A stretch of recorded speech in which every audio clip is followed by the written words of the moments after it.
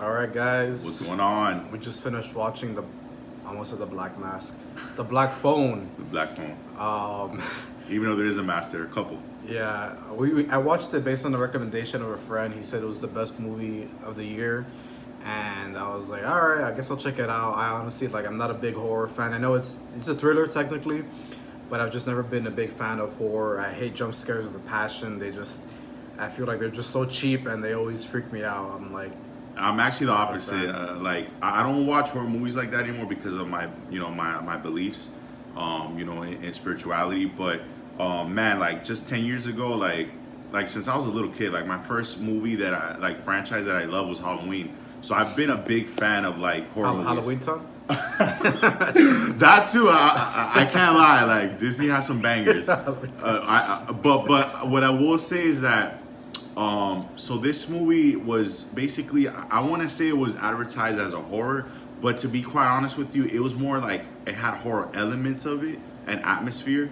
Yeah. Rather than actually being horror, it's more like how JC said. It was more of a suspense thriller type of thing. Yeah, thriller Yeah. with like some horror elements, and basically, this is a spoiler review, but the summary is it takes place in northern Colorado, 1978, and there's a series of kidnappings. I believe in total there was 5 kids kidnapped by a guy they called the Grabber.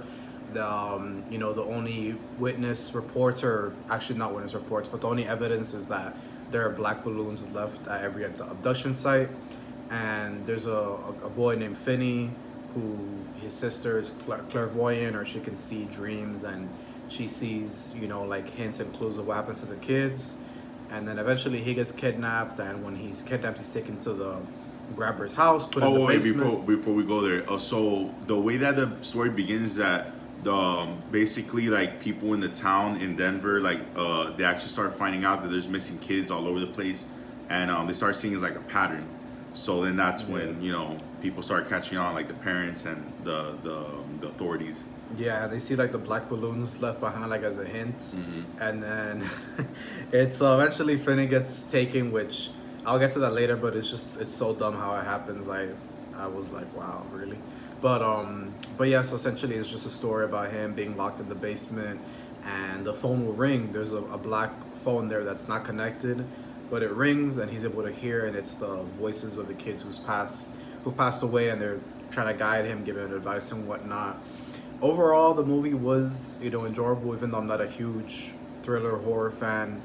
It wasn't bad. It wasn't horrible. It was enjoyable. I do have a list that we kind of compiled as a group as far as the negatives. So I have a few. The first one I'll list Yeah, is wait. I think we yeah. should go positive because Positive? Okay. I want to go there first because his list of positives is not pretty long. It is two. I have two. He has more. He probably has like two, but I will say the positives because I want to get right through it. So look, one thing I really no, not one thing. There's a lot to like about this movie. Matter of fact, one thing that really like captivates the audience's attention, I believe, is the atmosphere. Like it does have, like I said, horror vibes. It really does have a creepy tone to it, and Ethan Hawke just killed like his role as the grabber. Really killed those kids. Yeah, no, for real. Like, I want to say this is one of Ethan Hawke's best work. Like as far as like acting goes, he really is every time he's in a scene, like, he steals it. He's a big positive of this movie. I think me and JC would agree that he's the best part of the movie. Definitely the kids, the two main characters, not the rest of the kids. The other kids Yeah, were no, kid Robin. yeah, rough. the typical Mexican kid. Like, I just find it funny how Hollywood, every time they think of Hispanics, they go to Mexicans, but that's not Yeah. here, neither here or there. But so yeah, so the cinematography, man, the style of like how they edited, like even like at some points when the movie was really like they had like this grainy look to it, like like almost like taking you back to like those 70s Like type of Super 8 films. yeah, and I enjoyed that so much. Like the style of the film is just really nice. Like Blumhouse, I've noticed that they have a really good style, like of the way that they shoot their films, and I love it. Like it's really, even though like I said, I haven't really watched horror movies like that, but from the few things that I gathered up on the internet. So yeah, stylistically it was really good. The pacing in this movie was really good. I never felt like, man, like this movie's dragging or like man, this movie needs to end. Like usually, like movies like Elvis, but this movie definitely did a great job of pacing the time. But yeah, Yeah, it's I true. would say that's the positives, which has a lot. Yeah, yeah, definitely. There was a lot to like, and again, it didn't drag on. There was no scenes where it focused too much. Like in every scene, you're learning something. It's moving the plot forward in some way.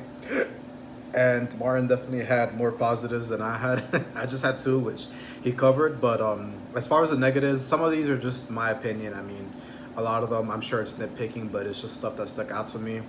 The first one is his brother. I think his name is Max, right? Max or Mags? I forgot his name. And I know the brother. He said he's always coked out. You can see he's always snorting cocaine, but I am not sure how he did not find out earlier. He Oh never- yeah, so the way they introduced his character, by the way, Yeah. which I believe the director or like the creators or the writers they really kind of butchered his character. I mean, he was not really properly used. So the way he was introduced was because the cops were obviously looking for the killer, and so the way that they actually went to his house was that they were, I guess, like going to random houses, knocking on doors, and they just so happened to first go to his house, which was the killer's house, the grabbers. So the way that he's introduced is that he's like this psycho or this crazy, like, what would you call those people, like, that they do like, Like conspiracy? yeah, Like- conspiracy theorists, and he was actually trying to help the cops, and he because they showed him that he was a cokehead. Of course, the cops didn't believe him because before he left the house, they let him know, like, oh look, yeah, I cleaned up the mess you made, which was a bunch of coke on the table. So that's how they introduced him. Yeah, and I don't know how living in the same house as his brother, while his brother is the grabber, he never saw him laying around the house wearing the mask, because there is a scene where, twice actually, where the grabber's waiting for Finney to go upstairs, and he's waiting with a belt, and he's shirtless, and he's just sitting there with the mask, the devil mask he has. And the brother never thought to see him, and Martin brought up that even if he's sleeping, like if you're on coke, I'm sure he's gonna be awake, he's gonna get up to maybe grab water from the kitchen, and he'll see his brother there knocked out wearing the mask. And the brother, the grabber told his brother Max to never open the basement, but if I live somewhere and like the person's not home, and if I just didn't care, I would open the basement. I mean, I'll be like, he told me not to open it, I'm gonna open it. Oh, there's a bunch of kids there. And basically, the explanation of why he never finds out, because Ethan Hawke says it in the movie. He said, "Oh, I love," because so essentially he kills his brother. Let's just go right there. So eventually, Ethan Hawke kills his brother, and then the explanation of why, like, he finally found out was because when he killed him, he's like, "Oh, I love my brother. He was really stupid, but I loved him." So basically, that was the explanation of the movie of why he never found out. But it's like, bro, even if you're stupid, like when you're on coke, and when you're just somebody that has common sense, like at some point he would have seen his brother, doing these things, wearing the mask around the house. Like, I mean, that was Yeah. it was kind of a waste. Yeah, so it seems so random, and like he just so happened to find the kid when the grabber was there to kill him. So it was really like weird timing.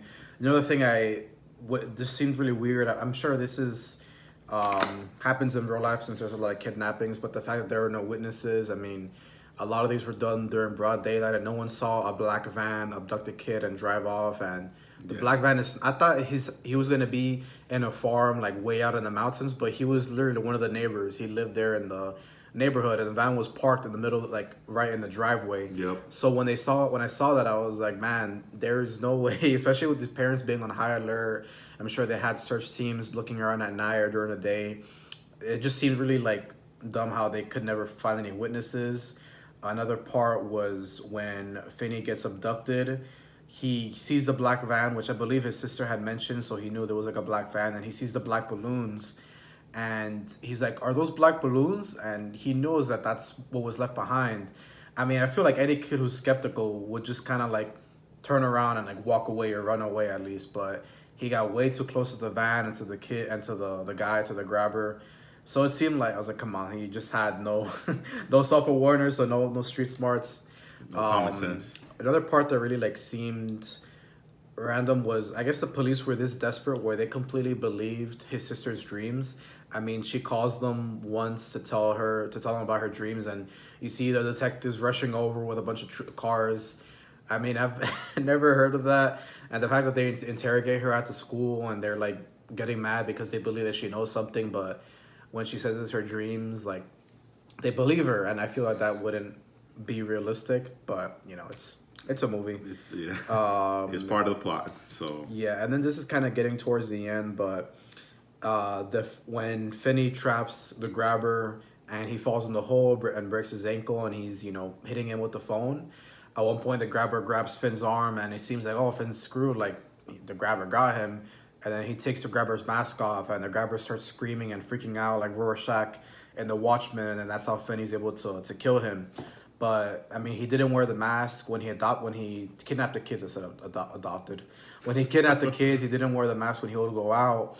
But he just randomly freaks out when he takes off the mask, which I know like it's been done in other movies, but it seemed to me like just a cheap way of giving Finn a chance to kill him, because after that he keeps hitting him in the face with the phone and then he wraps the cord around him.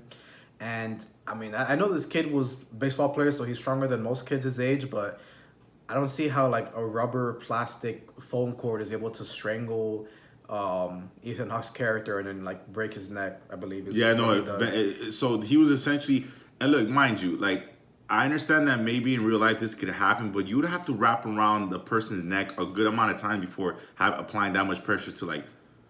First of all, I don't know if that's even possible. Break that person's neck, like you have to have some like I was telling Yeah. JC, he would have to be the Rock to like break his neck. The way that the Yeah. kid used the force. And I don't remember if the grabber like grabbed the cord to try to pull it. I feel like he would have enough strength to do that.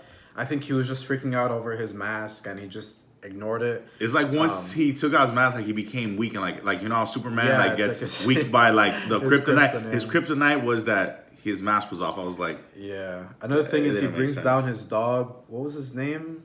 I forgot the dog's name, Yeah, but it was a dog that comes that down. part was stupid too. And you like- see the dog come down, and he's basically insinuating that he's gonna have the dog kill Finney, and he ties the dog up, and then the dog just Yeah, 'cause- does nothing. Like he Yeah, because when he saw Vinny and he was getting ready to kill him, he basically told him that all the other kids he pretty much like killed them with whatever weapon he had, but he said he was different, so this time he was gonna try to kill him in a different way, which I guess was the dog. But Yeah, another thing that was I marked off on the negatives. I mean, this is again just a nitpick, but the fact that a lot of these kids that he kidnapped, some of them, they don't know how to fight. They're skinny. They're just kids. So I'm sure he overpowered them. But some of them, in particular, Robin, who knew martial arts, I don't see how he would not have taken any damage or at least like injured his arm or taken some injury, because you see there's like no scarring, no damage to him.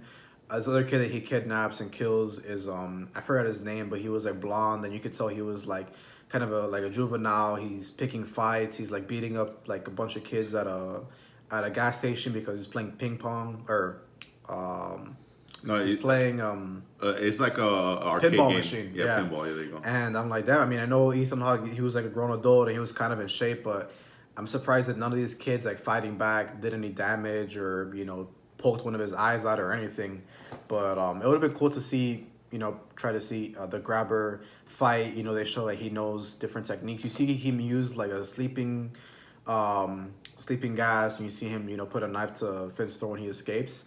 But it would have been cool to see like how he fought against these kids, the ones that were aggressive and the ones that were stronger than most. Than Vinny. Yeah, than Vinny. And yeah, those are as far as the negatives. I did have a list of some questions I had, which just, Yeah, because like, this movie has came a to lot of mind. plot holes. A lot of plot Yeah, holes. one thing. This one's very minimal. This is more just like a curiosity. Is how much time took place between the kidnappings.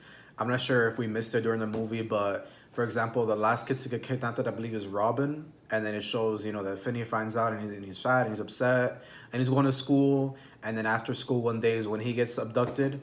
So you don't know if that's 2 days later, if that's a week later, a month later, because it seems that the grabber kept these kids alive for at least a week to toy with them and mess around with them, but it's not really like shown like how long. And I feel like if he did it back to back, it would be a lot easier for him to get caught. Another one that I brought up is the fact that his sister is clairvoyant, or she can see dreams. I'm not really sure like how that tied in with the mom. It seemed like they're trying to make it seem like she got it from her mom, like it was a genetic thing, or she actually got it through praying. But It would have been cool to explore that more or explore the stuff about the mom more because that's what the dad was really like paranoid that she was gonna be like her mom. But it seemed just like they just threw that in there. I didn't really Yeah, it's just see kind how of it like connected in give the some story. explanation of how she got like the gift or whatever. Yeah, and I think that Yeah. they tried using that to make the dad like he was kind of abusive to show that's why because he's so upset about his wife passing away. But overall, those are all my takes. I talked a Yeah. lot, but what else? What Oh else do no, you and have? another question that we talked about actually, which is like they never really explain like Ethan Hawke's character, like what got him to be the way he is, like what his motives, like why he was only getting little boys, because in the thing like the game was basically like the way that he would kill the kids is if he played their game, which was I Naughty believe Boy. Naughty Boy. So that's another thing they don't explain, like if he has any past trauma, like if he had any abuse like when he was younger, like Ethan Hawke's character by the way, and they don't explain why exactly he only gets little boys, because all of them are just boys, like they're Like nobody's an middle adult. schoolers. Yeah, so there's some things you can kind of tell like maybe they're gonna go this route where they might have did that intentionally to probably do like a prequel, which I kind of hope is not the case, because I don't know how much more interesting like it can get, and if this movie had a lot of plot holes. Oh, and another thing, look, the movie was, I was telling JC, I really liked the movie. They built it up really good toward the end, but I felt the end was so weak. Like I don't know, man. This movie has such potential to be like one of the best, like I guess horror like genre like movies in a long time. But yeah, man, I just felt the ending was so weak. Like it went from like the way they built up the movie, even like certain like details of like what was going on, and I just felt like they dropped the ball. We were talking about like it felt like almost like the writers were like, okay, we're done. They got lazy at the end and like, okay, we're just gonna wrap it up. But yeah, I don't know. That's pretty much what I have to say about that. And that, I don't know if you want to give the rating system right now. Like, Yeah, so out of 10, I would give it like I'm feeling the sevens around a seven range. Between a 7 or 7.5, but I'll say around a 7 for now. Is what I'm feeling. I completely agree. I would give it a solid 7. I was telling JC in the theater I was kind of teetering between 6.5 or 7, but nah, I have to give the director and Ethan Hawke a lot of credit, and just even the style of the film. Like I'll give it a solid 7. It's just that there's some things that I feel like this movie I felt like it needed like an extra 20 minutes. I know usually people Yeah. don't like to say, oh, this movie should have been longer, but like I was telling JC, like I just felt like this movie was pretty short. Like I felt like I was so interested in it that I felt like it just needed more explanation of certain things, like how you were saying about like the mother. There should have been more explanation of the mother and like what happened in her life, what made her suicide. Because they end up revealing the dad that she She suicides was because of her like gift. schizophrenic, and she was hearing Yeah. voices telling her to do things, and And supposedly the dreams were like the reason why she was going through that. And also like again, Ethan Hawke's character, he was so interesting. Like he was the best part of this movie, obviously. I love the design of the mask, like it was really good. And I was telling you, see, this movie reminded me like it was like a mix of between it and damn, hold on, this one you're gonna have to edit and because VeggieTales. I forgot I told you it, and yeah, this one you're gonna have to cut because I'm gonna have to think about this. Whatever. But yeah, so it had like elements of like it, and then Freddy Krueger, like because of the whole dream thing. I don't That's know, right. but not really. But it definitely had a lot of it vibes to it. Yeah, I felt like it could have done without the jump scares. I mean, I'm saying that because Yeah. I hate getting scared. I can't stand it, but it didn't really add that much. They could have just shown like the kids' spirits without, just popping out, having them all bloody and like screaming and all that. But Yeah, that's definitely another weak point. I agree with him that I think they kind of relied way too heavy on jump scares, like, and that's why I say this is not a real horror movie because it was more suspense and thriller. Because they really didn't have a lot of horror, like actual, like, you really didn't see murders take place, so like that. So except the brother.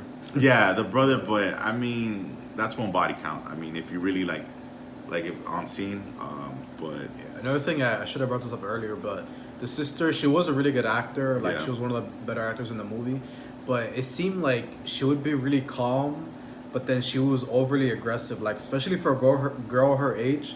So wondering if they're gonna explain that, because when the police are questioning her at school and they're, asking her like how she knows about the van and knows about the clues, and then she starts like just cursing, and like it seems like she's just like manifesting, like she's just going crazy and like cursing out these cops. Yeah. And I get, maybe she gets it from her dad because he gets abusive and he's a drunk. But I was like, man, this girl is like not like any girls around her age. Like she was so aggressive and so full of anger, but then at the same time she would be calm and like be sad. But maybe they just wanted to make her like rough and like, Yeah, fighter. so I guess that's the conclusion of this. Like again, Blumhouse, I would say in their catalog, this is another good movie to add to it. But I would definitely, I would say that if you're into horror, like you'll like this. Not because of the horror, but because like it is definitely a unique take of it. Um, but yeah, this movie, I was a little disappointed. I think a lot of people hyped it up. Rotten Tomatoes gave it, I think, like 88 or 89, which was I don't agree with. Yeah. But and the audience score was like I think like 88 or something like that. But it's a good movie overall. I think there's some things that they could have added to make it better, but it was a solid movie.